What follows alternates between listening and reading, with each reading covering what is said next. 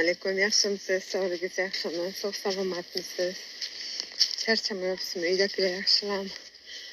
Men aytmoqchi edim. Hozir bular tugasa yana ichamanmi?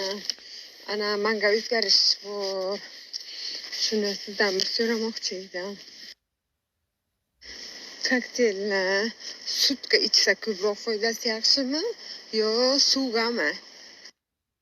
Yaxshi, o'zgarish ham yaxshi. Ana bu peshobga ham, katta hojatga ham tez chiqaman.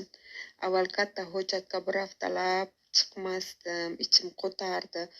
Hozir nima? Har kun 3 mahal chiqaman hisobi. Sizga kecha yozgandimmi, o'tgan kun yozgandim. Men 73 200 edim. Hozir 71 200 qolganman. 3 kunga 2 kilo